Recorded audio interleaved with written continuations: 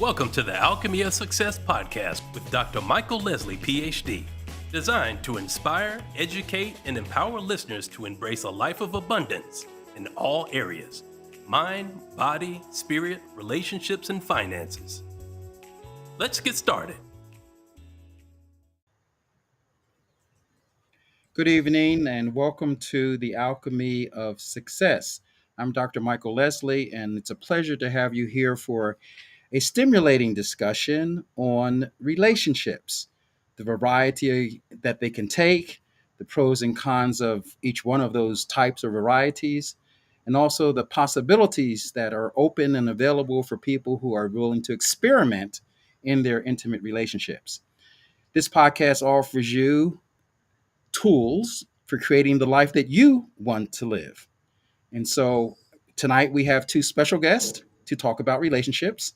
I'll allow in advance that there's three men here tonight talking about relationships, and there will definitely be an opportunity for women to talk about relationships too on one of our future podcasts. But tonight, here are our guests. Go ahead and roll the intro. Dan Nzinga is the founder and owner of the Inspiration Community, a networking and learning community for coaches and speakers, and the host of the Grace and Inspiration podcast. He enjoys guiding people to acquire new knowledge that can transform the way they live their lives. He says, "My greatest satisfaction is from using my skills, experience, and contacts to open the doors to personal and business success for others." Jason Wilson is a podcast producer, spiritual dream coach, and CEO of the Circle of Friends Club, an international health and wellness community. Jason helps coaches, authors, speakers, athletes, and entertainers showcase their products, books, events, and programs on their own branded live stream podcast shows.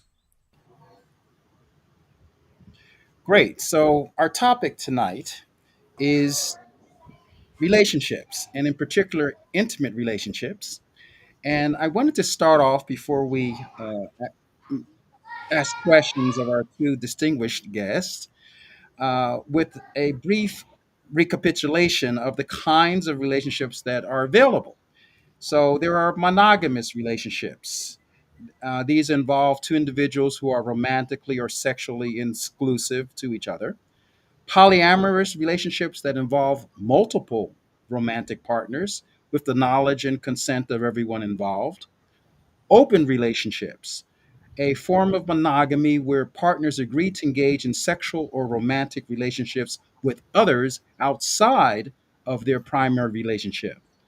And then in sexual relationships, we have casual sexual relationships, physical intimacy without emotional commitment, characterized by hookups and one night stands, friends with benefits, a relationship where friends engage in sexual activity without the expectation of a romantic attachment. And we have long term committed relationships, marriage or cohabitation. And finally, we have platonic intimate relationships with no sex involved, emotional intimacy, trust, and commitment, but without the sex. The chosen family, where relationships are based on like familial like bonds, with friends, offering support and connection akin to family relationships, but not blood family relationships. And then there are long distance relationships, intimate relationships, managed over large or at least geographical distances using the technology. Transactional relationships, interactions where intimacy is exchanged for compensation, encompassing emotional and physical aspects, but often defined by very specific boundaries. And I'll conclude with that. We have a few more, but I just wanted to open it up to the possibility that there are many more relationships and types that we've ever really visualized in our usual lives. So let's start off with a perspective on monogamy, and then I think we'll start off with that one with you, Jason Wilson. You're as you have some knowledge that many of us don't have because of the Christian background. And so we could start with that, and you could talk to us about monogamous uh, relationships, and then I would ask you, Dan, to follow up with a perspective on where my monogamous relationships might leave something out or leave something to desire. So go ahead, Jason. Okay, personally, I have the perspective of a monogamous relationship. I mean, I've always been a one-on-one relationship type of person. That's me.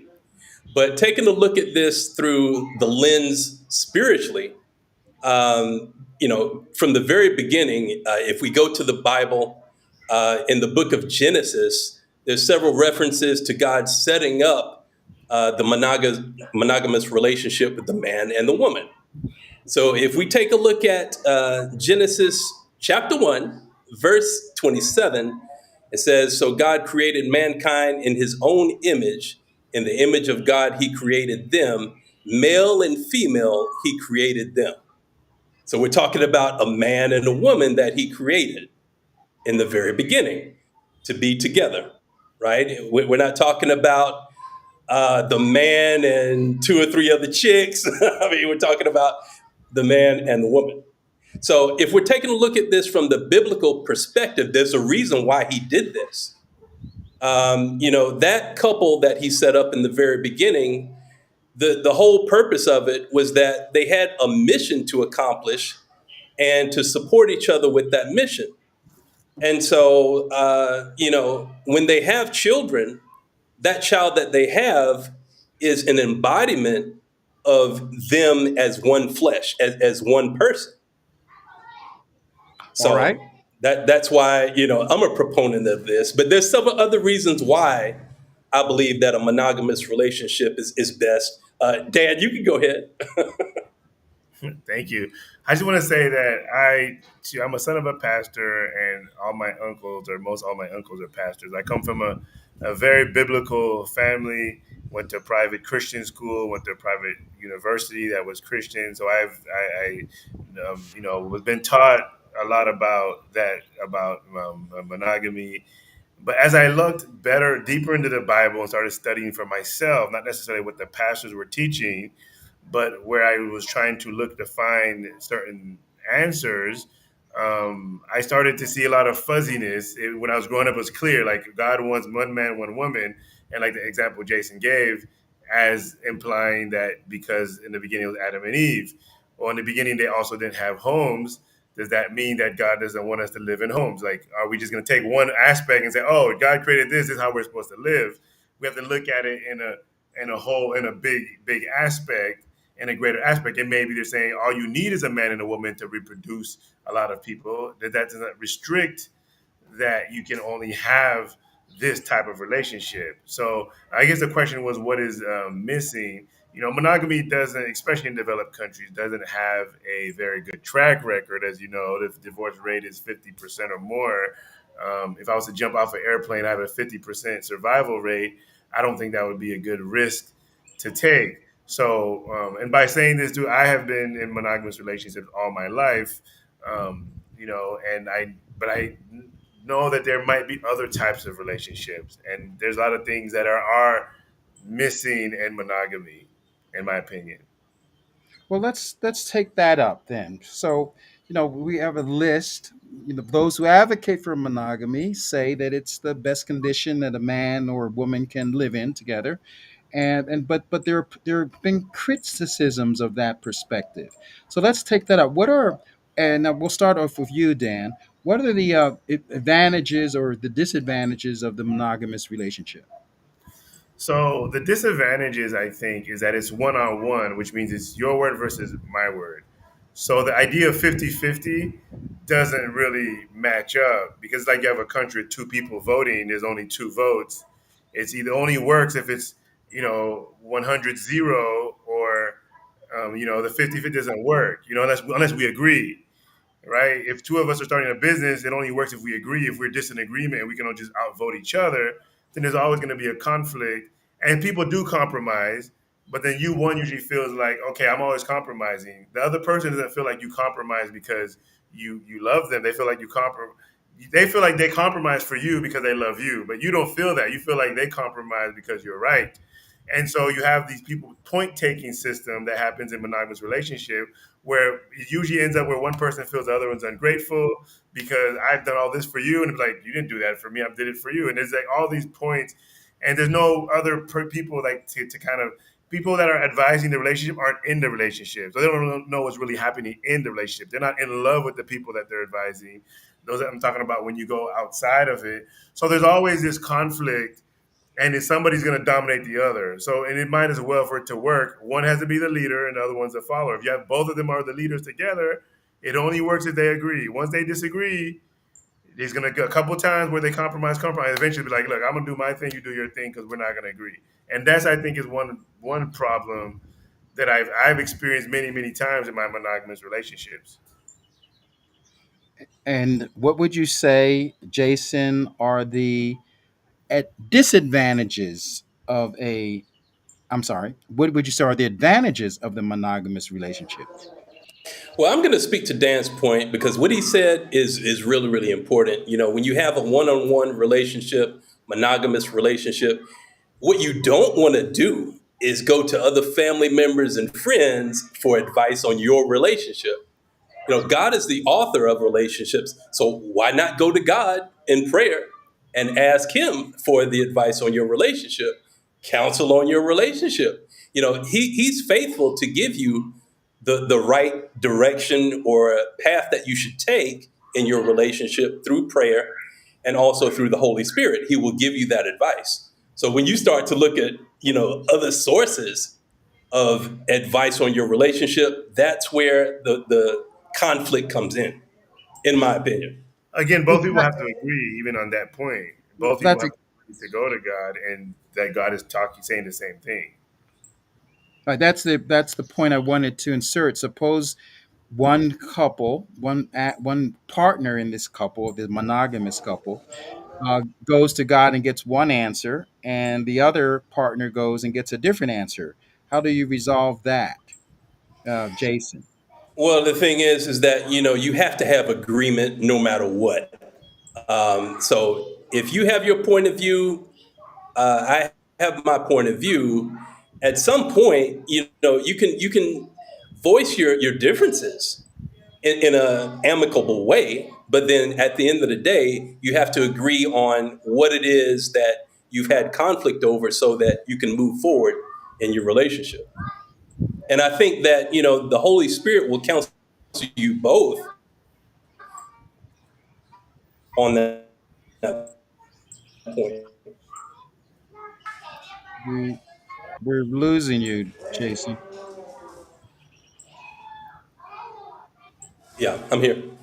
Okay, we lost the last part. You said the Holy Spirit would counsel you on. Yeah, the Holy Spirit will counsel you both on that point, whatever it is that you had a disagreement about.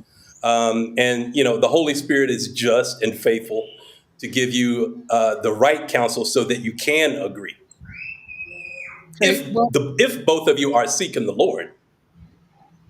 right. Well, let's take this a little further and perhaps move it beyond a strictly religious context and talk about the benefits and the drawbacks, if you would, of having a relationship that's not monogamous. It's, for example, some people have talked about one of the disadvantages or threats to non-monogamous relationships is jealousy on the parts of the partners that are involved in it. Another often mentioned disadvantage is that the relative instability of the relationship compared to monogamous relationships. Now, I know that Dan has already put forth, well, these so-called stable monogamous relationships only have a 50-50 chance of succeeding anyway. So where's the instability?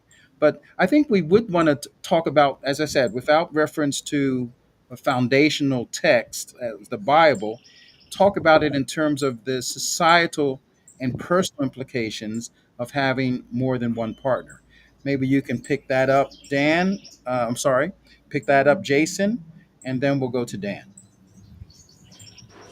Again, I'm going to speak about this spiritually speaking. We were created as spirits, in the very beginning.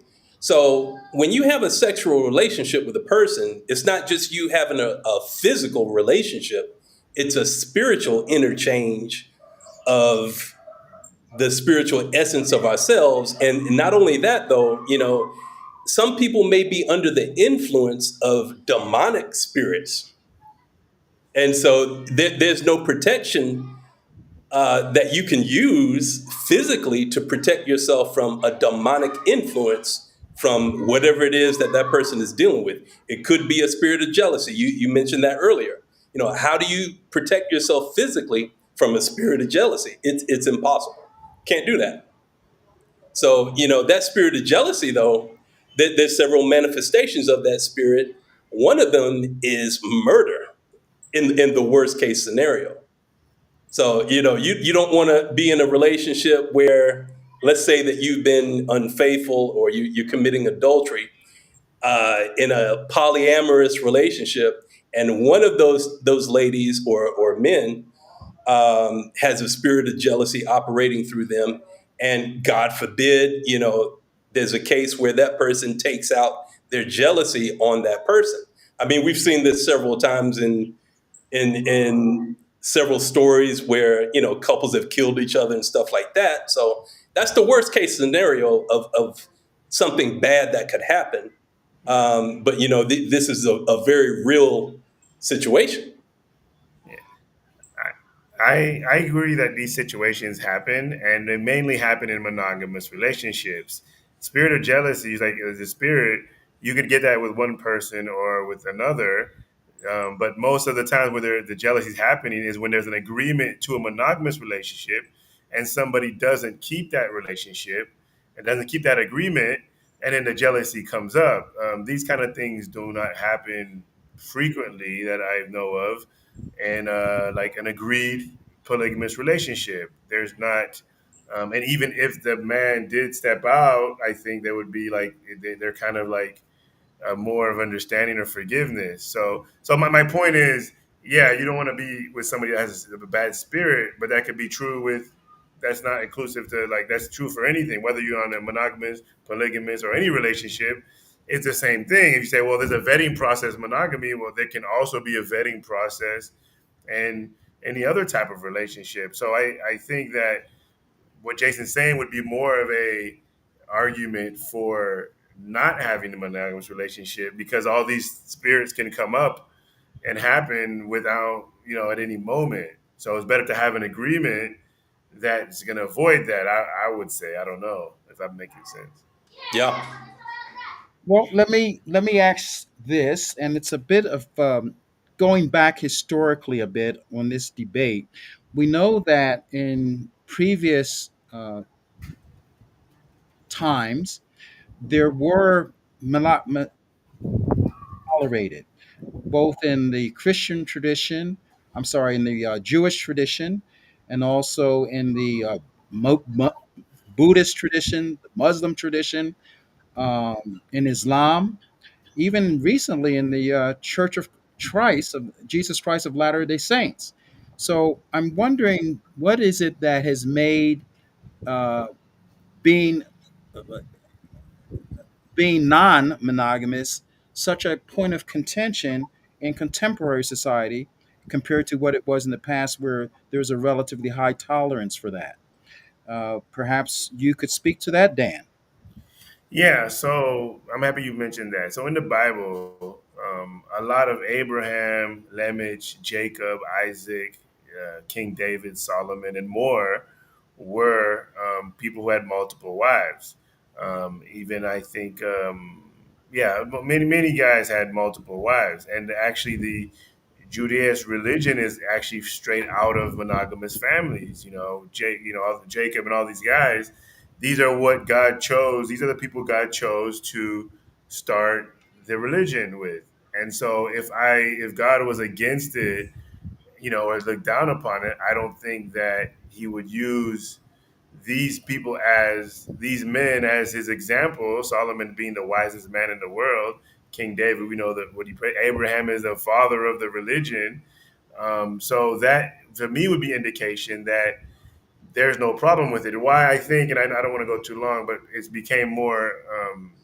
It's like not permissive because when division of land in Europe, in old Europe, in the 14th centuries or whatever, whenever it started, it was harder to when the man died to divide the land between the kids, and so it's just easier government wise to just have one wife and you have one kid, so that it's not a big problem when you're dividing the heritage. And so then it just became this is the best way, and over time that's the education. But I don't think it's a spiritual or biblical restriction at all, because God is wise enough to pull people from polygamous families to build his whole religion off of. Jason? Well, he didn't prohibit it, right? But every time that we saw this, if you go all the way back to Genesis with the story of Sarah and Hagar, Sarah was Abraham's wife, and then Hagar was another lady that was like a handmaid of Sarah. And so, God never told Abraham to have a child outside of his marriage, but thinking that it wasn't possible that God would allow him and his wife to have a child, he went to Hagar to pretty much help God out to have that child. And as a result of this, there was conflict between Sarah and Hagar. And in every instance after that, if you take a look at the situation where the guy had maybe two wives, there was conflict between the wife and the other lady. So there were several instances like that. So God, again, he didn't prohibit the men to do this, but he did tell Solomon, though, don't take on too many wives because you can be led away from me and follow other gods, follow other idols, which is exactly what happened to him. And as a result, there was several instances of conflict with him and running the country and everything else. So um, again, I don't think it's something that God would um, bless you with necessarily, because he knows that somewhere along the line there's going to be some kind of conflict. So Well, is conflict a result? Oh, sorry. Go ahead. I'm going to go ask ahead. if Go ahead. conflict is evidence of something that is prohibited or not good, because there's many places in the Bible where it says be ready for conflict through the race. So I don't know if conflict necessarily is that way, but saying, hey, you don't have too many wives is an indication I can have more than one, and just don't have too many, because if I just say, hey, just have one. So if God told Solomon don't have too many wives, and he had I think 700 wives and 300 concubines, that might be too many, but maybe five is not too many, maybe three, maybe two is not too many. I don't know, but definitely the Bible doesn't say that, and there's verses where I would say God does bless. God is instructing you. He's giving you instructions on how to manage and if you want, I can share the verses here where God is teaching us how to deal with a polygamous relationship. I can share the verse if anybody's interested. Well, we can come back to the verses again. I'm interested in this particular dialogue of talking about this in a larger framework than just a religious framework. So, because I think we have to examine what actually takes place in the world and perhaps give some counsel to ourselves and others on what might be more desirable as a lifestyle in terms of relationships based on the results that it produces, based on the experiences. So I'm reminded of, I spent some time in living in Cameroon, which is in, for those of you who don't know Africa very well, is in West Africa. And I happened to meet a woman who her father was a polygamist and had several wives, and we had a conversation. And she pointed out a couple of things to me. One of them was that there was more help available in her household, that the mother didn't have to do all of the work, that the other wives, I think this particular person, her father had three wives, so they shared the burden of the housework amongst them. The same thing applied to childbearing, because, well, larger families are prized in some places in Africa because there's a high rate of mortality in families. So you have to have more children because not so many are going to survive. But one woman doesn't have to bear 11 children, right? Which has happened in many or large families, which are quite burdensome on a woman's body, not to mention on her health, right? And then the third thing that she mentioned is that because she had three mothers living in the household, that she had a variety of people to draw upon for life experiences, for teaching her about the diversity that life offers and the challenges that it has. So it was clear to me from the conversation that she didn't think, and her experience, that it was a liability, that she thought it was actually an asset, that she had grown up in a polygamous family. And to cap this off, there was a question about this jealousy. So, and I asked her about that, and she said her response was very interesting. She said her father, each one of the women, had her own house, and so she had her own money, her own house, and the husband rotated equal time amongst the three houses. So it's a compound, and each one has her own living quarters and her children and so on. And there was even a law, or I suppose a norm, that the husband could not spend more time with one wife than the other wife because that would lead to jealousy. That's what she said, right? So it seemed to me that there was a way of managing this so the jealousy issue wasn't prominent, that there were benefits for the women who were involved in that relationship, both financial and also, of course, from a physiological point of view, and that there was some diversity of experience that the child or people in that group would have compared to just two people being their parents. So, with that as a context, what are some of we just talked about the disadvantages.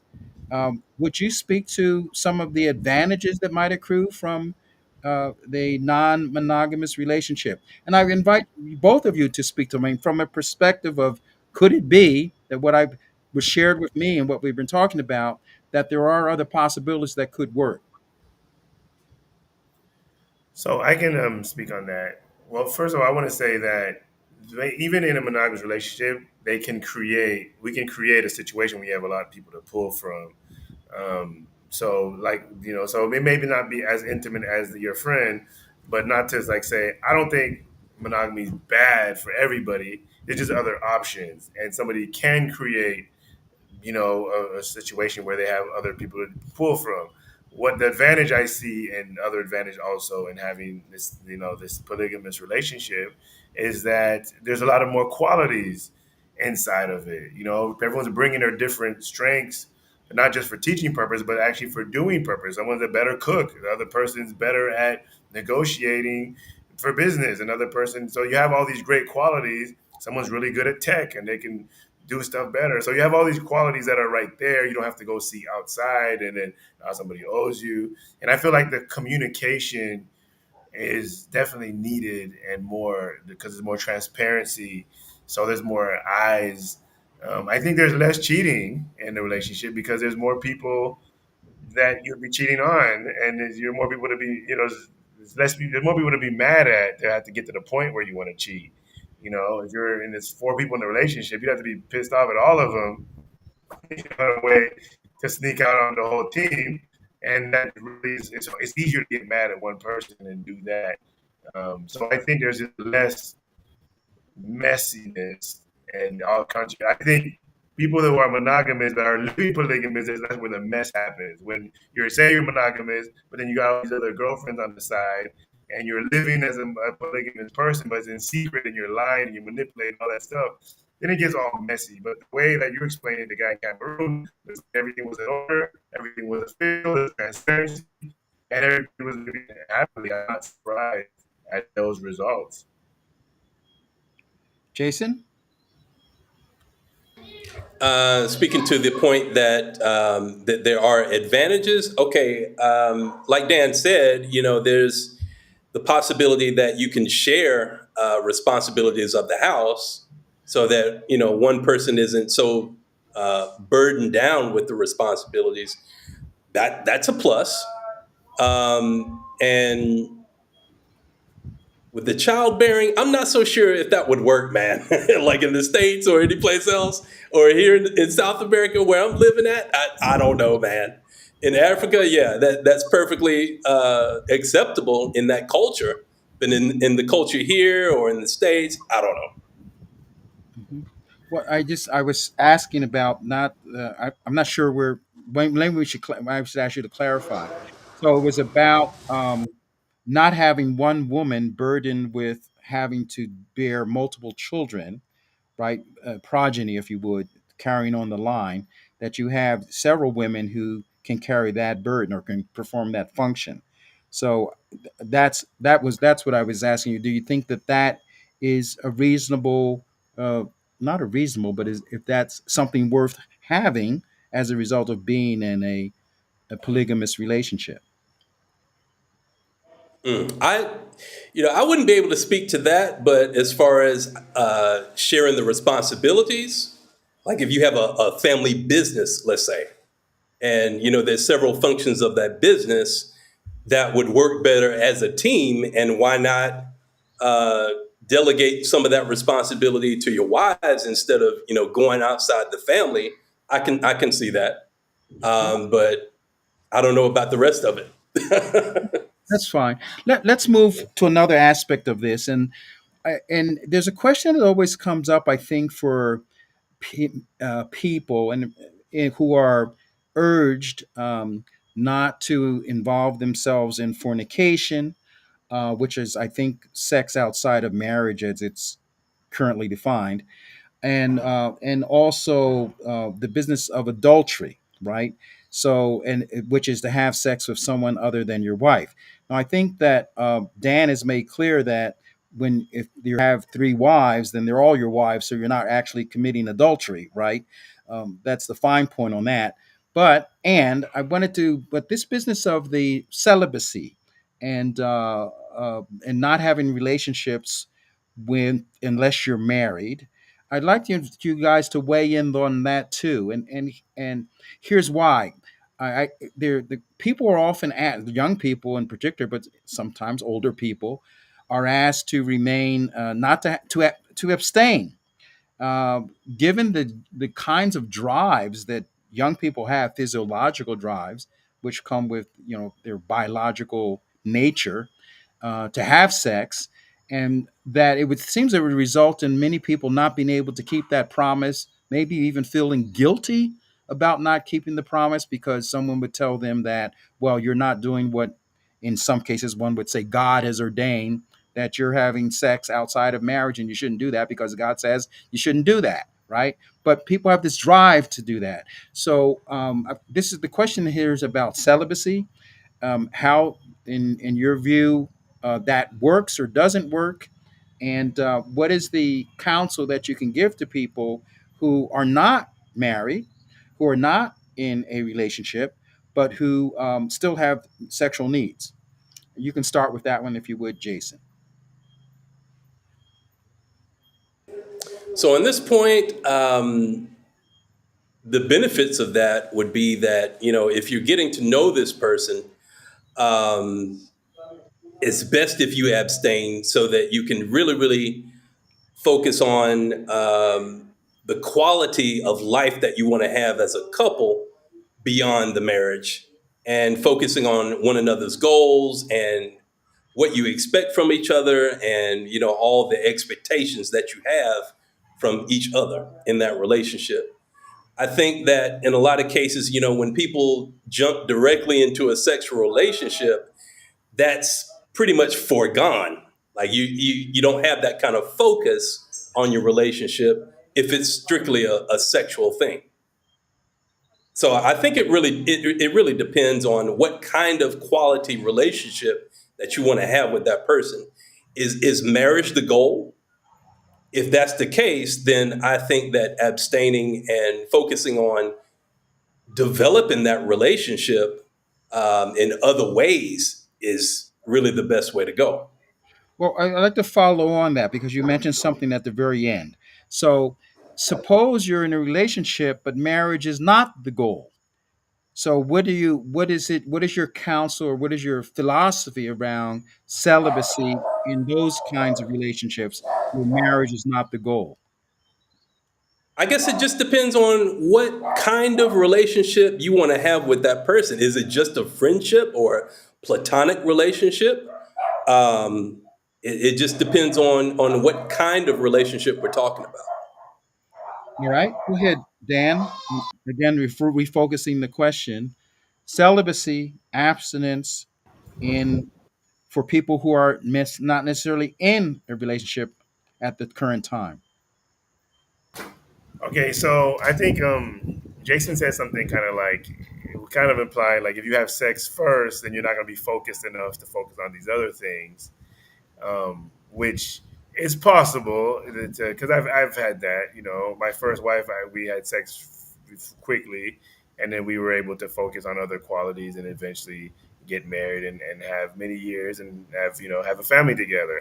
So it's possible in that sense. But growing up in the church, all my life I've heard don't have sex before marriage. I knew everyone knows that's a fact. Don't have sex before marriage. All school, everything. And when I was 30 years old, somebody was telling, I was having a debate with somebody, and I went to look it up, and I couldn't find in the Bible where it actually said that. And I stayed up all night researching, calling people, and I was flabbergasted on like the fact that it wasn't literally like clearly white on the right, like clearly black on white. This is not what's supposed to happen. And actually, in that research, the word fornication comes from the Greek word porneia, which porneia is a form of worship that. So in the temples, in the pagan temples, people used to come and have sex with prostitutes that were there for that. That's how the temple used to raise money. They would have, as a form of worship, they would have sex with these goddess women or these spiritual women, whatever, and they'd pay the church. And it was a type of prostitution in a way. And Paul was saying, don't practice this type of prostitution, which is porneia, which came with fornication.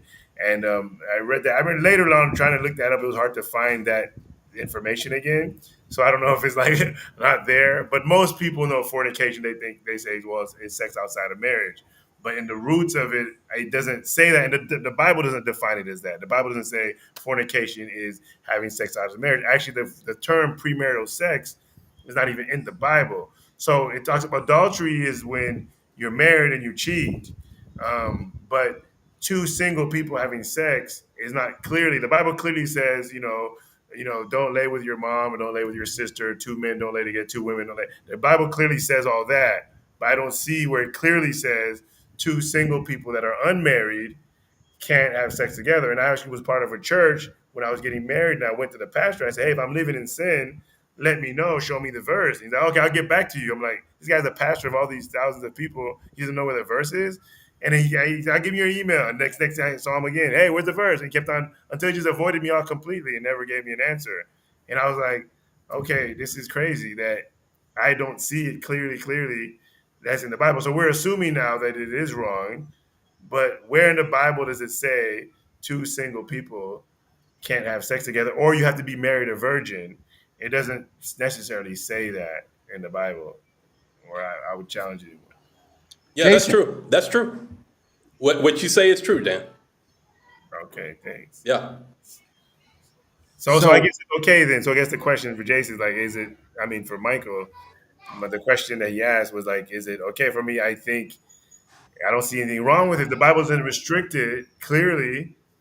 Then it's okay. It's up to us, unless further notice. You have to make the decision. Yes. all Okay. right. Yeah. So very good. So then we could talk about the uh, advantages of having premarital sex.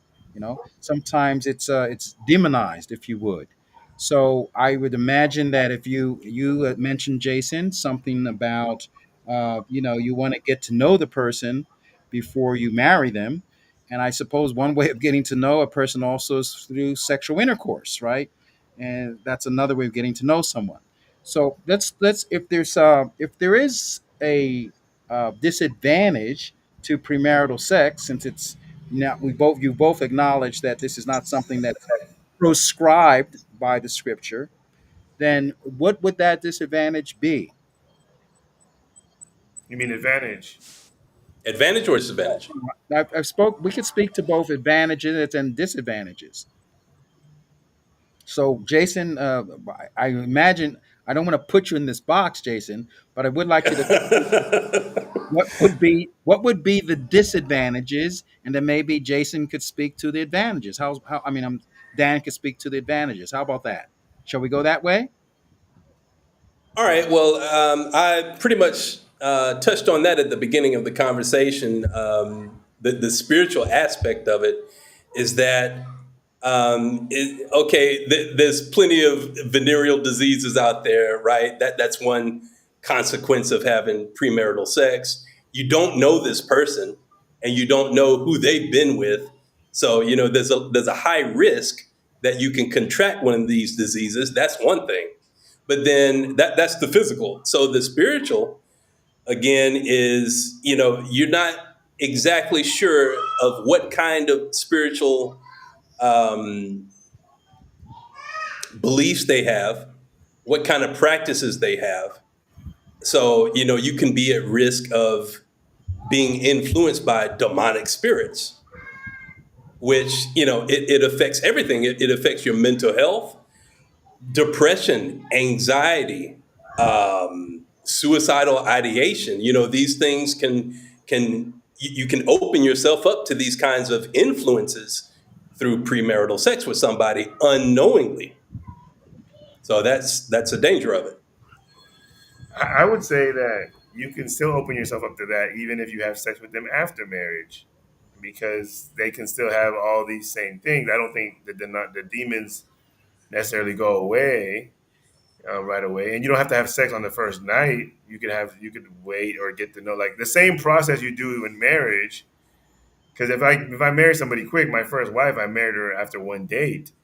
10 days we got married, and then we got blessed and everything. So I hadn't gotten in a fight with her for months after we got married to see the demonic, stuff that came out of that. So for me, it can happen on both sides. So the advantage of waiting to have sex is maybe you can just really see if the relationship is based on something else. The disadvantage of waiting is that after you get married, you realize that you're not sexually compatible, and the person doesn't even like sex, or doesn't do a bunch of stuff they don't want to do, and now you're not really having fun, and you keep imagining what sex would be like if this person was more open. I was fortunate enough in my life to have many sexual partners, to know that they're not all the same, and they're not all willing to do the same thing, and all not willing to have fun the same, and everyone's not compatible. And I don't even perform the same with everybody. So I'm not even the same with everybody. So there's all of that. And it would kind of suck to get married to somebody for life, and then you're realizing that you're not. And that's actually happened with my first wife. It's like things that I wish you told me before, and now we're already married. And now I'm discovering that you don't like X, Y, and Z. And now it's like it makes you feel bad or whatever. It's like, oh man, now I gotta. Okay, but see, that brings me back to my point of getting to know that person, like in the dating stages of that relationship. If you have plenty of conversation and you ask the right questions, you can find out a lot of this information before the marriage. Things that they Yeah, like, things that they don't like, you can find that out in conversation, right? yeah, but they might say at a certain level, like, yeah, I like it, but they're not gonna. It's when you get on the court, you experience the game.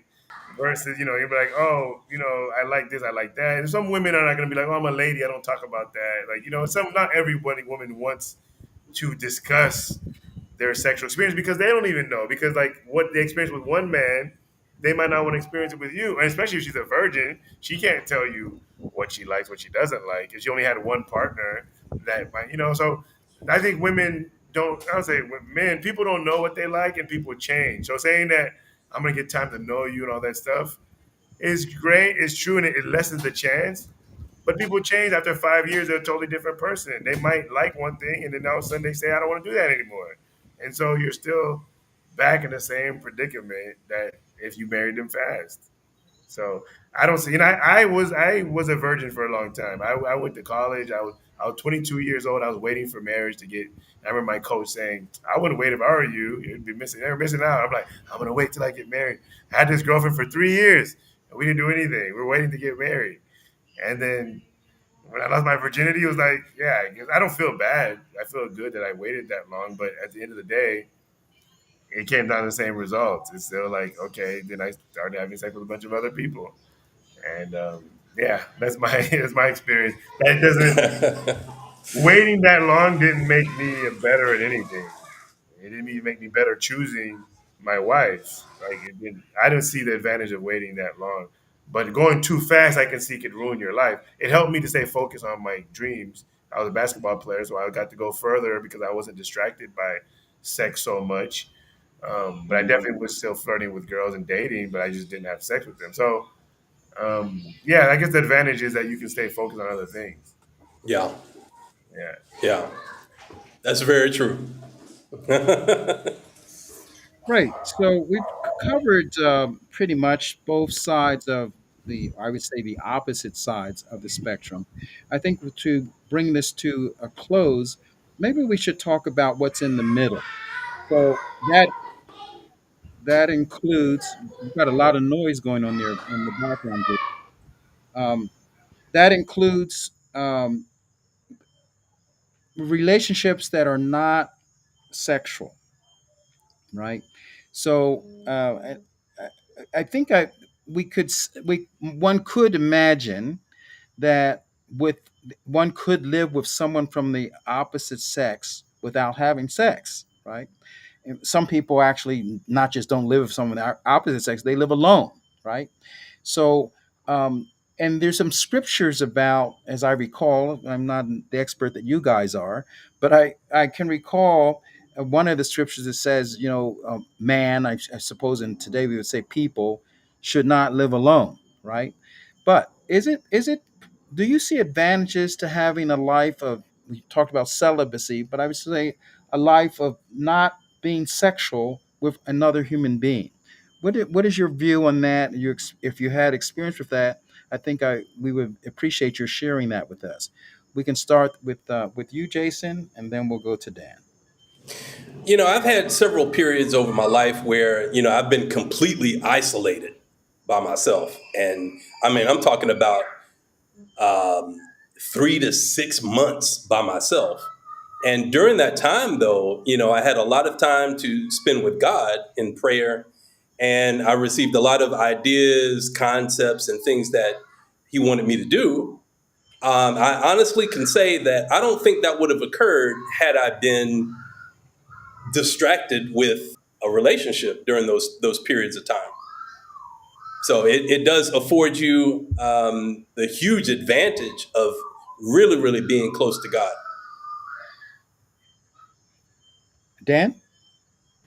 So I think that a lot of men in America are living that. Married people are living that situation where they are married, went through stretch, and their wives are no longer interested in having sex with them, and they don't want to beg. They're tired of begging, and so that's a common problem. Is a common frustration, and I don't think that's right or that's a good experience of a man to feel rejected all the time, and then they go years. Some married people go years without having sex with each other, just buddies. And but if he would ever even look at another woman, he'd be in trouble. It's like you're blocking him from having sex, but you don't want him to have sex with anybody else because it hurts your feelings. I'm talking as far as the women, so they just want, and sometimes the woman loses her confidence as she gets older and she's not as beautiful, and then so she keeps the shirt on when she has sex, and the next thing keeps the pants on, so you're not getting any. And then later, she's sleeping with all her clothes on, and the guy never sees his wife naked anymore. That happens a lot, and I don't think it's good. I don't think it's healthy, and I wouldn't wish that on any man because I've had those periods when I was married, and your wife's not interested in having sex with you anymore, and it's sad. Yeah, that is. Yeah. And what I hear well, we talked about two aspects of this, so let's go into that a little more deeply. So one is when you're with someone, well, if you're married to someone, as you put it, Dan, and and she's not interested or he's not interested. So there's some suffering involved in that kind of situation. But I was thinking about not actually being in a relationship with someone and choosing not to be in a relationship with someone so that you can have what Jason referred to as time to grow, perhaps time to be closer to God. It's kind of in the ballpark of people who fast, right? They decide they're not going to eat for a day, a week, a month, a year, in order to explore or to expand some other part of themselves. So my question was, you both mentioned, Jason mentioned some experience with that. Dan, if you had experience with that as a voluntary decision that you made to be celibate. I have, yeah. I've, when a couple years ago, when I came to Columbia, and I need to focus. I said, okay, I'm gonna do 6 months. I said I'm gonna do 6 months and focus on this transformational program, and I want to transform myself. Now I didn't make it to 6 months. After 8 days, I felt really lonely. I was like, man, can I do 6 months with this? Now I didn't have sex after 8 days, but I started talking to people, talking to women to start at least I get the energy or something. But I was feeling very lonely, and I probably did like 3 months or something before I broke the fast. But I have done that, waking up early, working out, and just staying. I'm going to say focused on that. But there's just something naturally in us biologically that wants to have sex, and I didn't. See, it's good to deny yourself sometimes to build discipline. I don't know for a long period of time. And if you offered me $1 billion to never have sex again in my life, I would throw the $1 billion in your face and say no, thank you. I don't. I think that's kind of the highest physical reward, at least. That's like the trophy of having a woman. That's yours that you have. So I think sex is important, and I think it's good to deny yourself that, just like you deny yourself chocolate and cake and stuff like that for a while to get in shape. But it's good to have some too. Hmm. Well, and what about, we've been talking about women as being important. What about masturbation as a alternative to having a woman in your life and beginning to create that space for perhaps for the ideal woman to show up over some period of time that you've practiced masturbation instead of having sex with a woman? I'll let Jason answer Well, I gotta answer that. it. I've been talking a lot, but no, but I don't think the masturbation is ever going to be as good as the real thing. I think Yeah. in that you're still imagining the trophy. You're like waiting for your wife to come. So at the end of the day, I don't think that masturbation is really something to be proud of. I guess it's something over. But I would say, if you're gonna, when I was saying I'm not gonna have sex, I was masturbating is cheating, because then you have to like just hold yourself strong and put that energy into something else. If you're putting the energy out anyways, then I feel like you're not getting the benefits of fasting and that type of fast. Is you're supposed to put that in, you feel that energy and you put it toward your work or you put it towards somewhere else, and that's where the benefits. So I think masturbating to me is kind of almost same as having sex, a lower version of sex. It's like it's safer, but I don't think it's necessarily spiritually better. I don't know. I don't know what Jason thinks about it. Yeah, let's say if you're on a fast, just like you said, Dan, I think the whole point of it is self denial. Whether it be food, sex, or anything else that you normally like to indulge in, you sacrifice that to God, and in return, you experience tremendous blessing because of that. At least that's been my experience. So. Um, it's not exactly a replacement for a woman. It's not a replacement, right? And God created sex for us to be enjoyed with a woman, or if you're a woman with a man, I mean, vice versa, right? So I think in a long-term relationship, the sex is something that's very, very important because it is something for both of you to enjoy. And I think that that helps to strengthen your relationship as well. Like you said, Dan, a married couple with no sex in it, I think that's. I mean, what is that? To me, it's a death sentence. You know what I mean? But I do think that if a man who has a mission, he's focused, he said, I'm not going to have sex until I get my goal. I'm not, the energy he's putting towards sex. Men put a lot of energy, seeking sex, getting dressed and going out and talking, going on dates. I mean, you spend a lot of energy and time. If you put that time towards something productive, I do think you'd be a little bit more productive than somebody else. You might be a little bit more sexually frustrated at the end, but you definitely would get your goal. I think that I would definitely accomplish more if I couldn't have sex at all and I would just strictly focus on one thing. I think sex can be a distraction, but sometimes we need a distraction because there's a lot of stress. We got to release some stress, feel loved as well. You got to feel loved and feel affection, and everybody likes to feel friendship and all that stuff too. If you eliminate all that stuff, I'm sure you get a lot more done if you eliminate a whole bunch of things. But what kind of life is that if it's just all brick and mortar and no sugar and spice and no you gotta live life and have fun too. I agree with that. All right, so I'm going to give each one of you a minute to summarize your views on polygamous versus, I'm sorry, monogamous versus non-monogamous relationships, and I give you we 1 minute each, the main view of why it's advantageous, and I guess I would ask you to take that position, Jason, and why it's disadvantageous uh, to restrict oneself or to monogamous relationships only. So why don't you take 1 minute, Jason, and then we'll give you 1 minute, Dan, and we'll close out our show tonight. Okay. A man like myself, past 30, a man who is basically focused on legacy now and building the future to hand down to his family. You want to be in a monogamous relationship. I think you need to have that as a goal so that you can have kids and be in a committed relationship to give the correct values to your kids.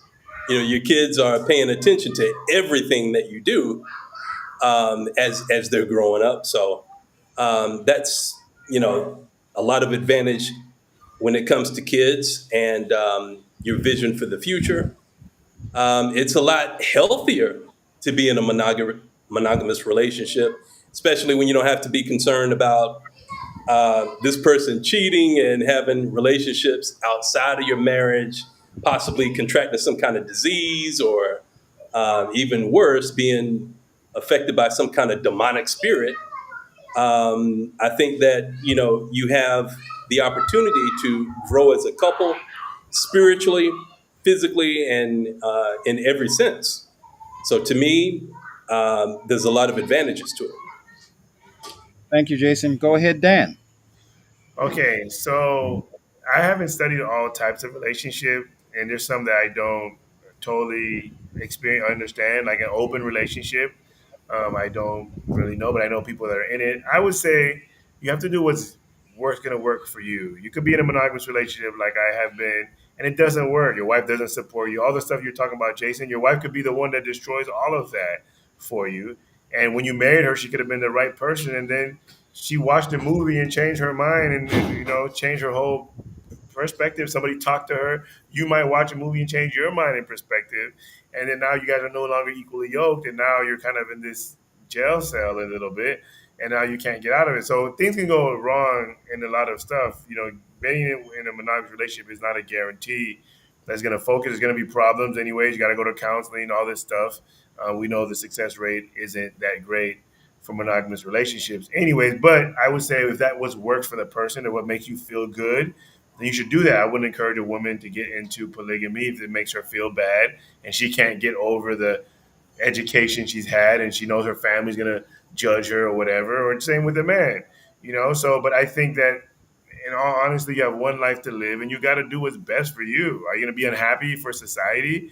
Or are you going to do what's the relationship that makes you happy and helps you with your goals? Because I don't definitely feel like four people can accomplish more than than two people. So if Jason has, his one wife and he's building his legacy and he's building his business, and I have three wives and I'm building my business, and we're all on the same page, we don't have to worry about cheating and all that stuff. Just like in monogamy, they don't. I mean, they do, and both people have to worry about the same thing.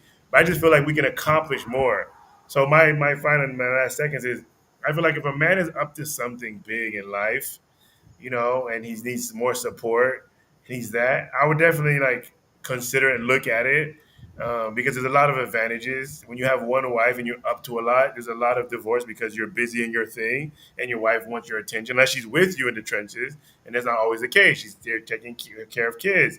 But if you're in a polygamous relationship and there's other people, she's not alone left while you're out chasing your dream. She's with another friend, and you can have somebody with you. Like, you literally can have somebody with you at all times, and nobody has to be alone ever. Even when you fight with each other, nobody has to be alone. Two people get in a fight, and you can still be with somebody else and pleading your case and explaining and venting. So there's a lot of benefits, I think, to that. And even with building your legacy, the only issue is like it's not socially acceptable, so people can criticize you. I'm definitely sometimes have fear of judgment of people saying, "Oh, So I don't really talk about my personal relationship. I think it's a distraction from my goal as well, from talking about it. But at the end of the day, am I going to live an unhappy life just for other people? I can maybe live a private life for other people, but am I going to live unhappy? I don't think I'm willing to do that anymore, because the people that are criticizing me are just as unhappy as I was. They just want me to be as miserable as they are, and so I'm like, nah. And so that's my. I think anybody should do whatever relationship works for them. Try things out, and there's all types of relationship, and it's not just gonna be perfect all the time. That's it. Well, my thanks to both of you, Dan Nzinga of Dreamwork and Jason Wilson of the Circle of Friends. Thank you for this enlightening conversation. And I look forward to seeing you again, all of you who are watching this program, on the next episode of The Alchemy of Success, where you get the tools to live the life of your dreams. I'm Dr. Michael Leslie. Good night. Thank you so much, Michael. Thank you. Thank you for watching the Alchemy of Success podcast. Don't forget to like, comment, and subscribe. See you next week.